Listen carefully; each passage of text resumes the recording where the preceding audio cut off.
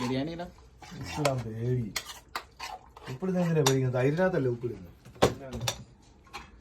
തൈരിനകത്ത് എത്ര വെള്ളം ഉപ്പിട്ടു, ടേസ്റ്റ് കൂടത്തെ ഉപ്പ്.